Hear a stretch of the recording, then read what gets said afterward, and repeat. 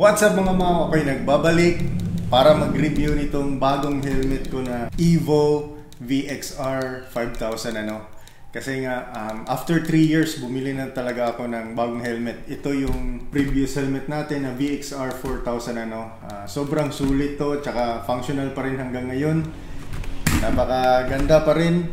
Pero yung visor niya sa loob medyo nag-malfunction na kasi nga 3 years na siya Pero okay lang, nagagamit pa rin siya. Tinakpan ko lang ng tape dito para hindi siya magda-down kusa. So ayan mga So i-review natin itong bagong VXR 5000 Napakaganda, mas magaan siya. Kasi ito mga mau is 1,800 grams at saka ito naman nasa 1,600 lang siya So mas magaan siya. Kasi parang may carbon na dito. Mas gaan siguro yung material na ginamit nito.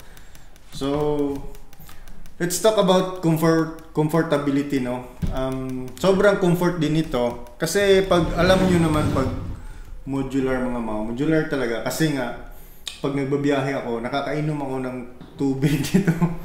Dahil naangat ko itong helmet na modular So ayun, very comfortable siya. Bago na yung loob niya napaka-soft niya.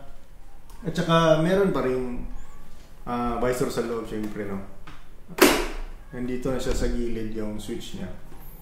So ayan, tsaka may iridium yung lens niya.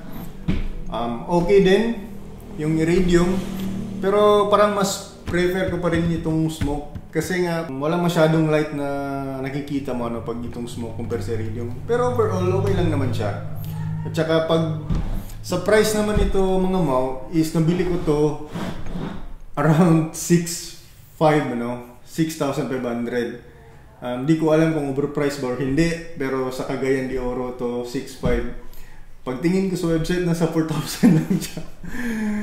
Hindi ko alam kung siguro sa shipping mas mahal dito sa Cagayan kasi nasa Mindanao siya. So ayun, may mga air vent pa rin. Ayan, i-open nyo lang yan.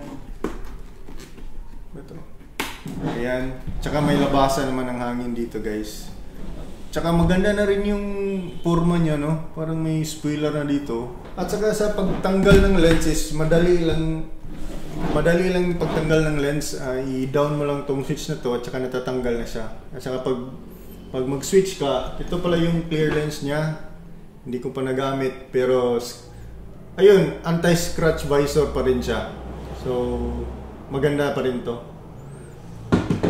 So ayun mga mau, yung problema ko lang dito is pag nagbibiyahe ako, mas comfortable to compare dito. Pero okay pa naman to mga mau. Yung problema ko lang dito is pag ida-down, siguro kasi bago pa siya pag ida-down ko na on the ride ako, pag ida-down ko medyo matigas pa siya. Siguro kasi bago pa Pag ida-down ko to, gumaganon siya sa ulo ko. So medyo uncomfortable siya pag nag-switch lang ako pag ginaganon ko. Para sa akin as a rider ko, uncomfortable kasi magaganon yung mukha ko hindi ko nakikita yung harap. Kaya ayun, pag dinadown ko na lang is humihinto ako or nagbi-minor ako para for safety purposes. So ayun lang yung nakikita ko. Siguro kasi bago pa, pero pag palagi na itong dinadown, hindi na siya ganun katigas So ayun mga mau, maraming salamat sa panonood, and don't forget to like this video and subscribe na rin kung gusto niyo pang makita yung mga bagong videos ko na i-upload. Again, thank you so much for watching and see you next time.